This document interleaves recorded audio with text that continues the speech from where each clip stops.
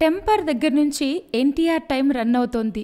ఆ చిత్రంలో ఇన్స్పెక్టర్ దయాగా అద్భుతమైన అభినయం ప్రదర్శించిన ఎన్టీఆర్ ఆ తర్వాత నాన్నకు ప్రేమతోలో తనలోని కొత్త కోణం చూపించారు. జనతా గ్యారేజ్తో చాలా కాలంగా దక్కకుండా పోయిన భారీ విజయం కూడా వచ్చేసింది.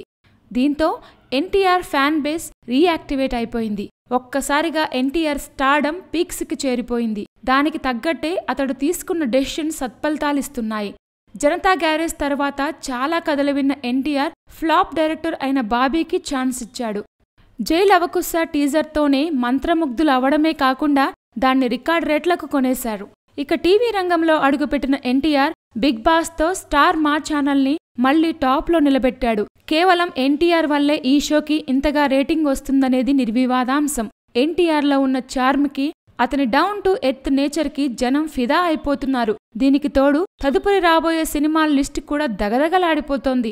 త్రివిక్రమ్ కొరటాల శివతో సినిమాలున్నాయంటే ఇక ఏ హీరోకైనా ఏం చింత ఉంటుంది. అది కాకుండా రాజమౌళి తదుపరి చిత్రం కూడా తారక్ దేనని గట్టిగా వినిపిస్తోంది. ఎటు చూసినా తారక మంత్రం ప్రతిధ్వనిస్తూ ఉండేసరికి అభిమానుల ఆనందం పట్టలేకపోతున్నారు. Please subscribe. Hi, it's me Purna. Please subscribe.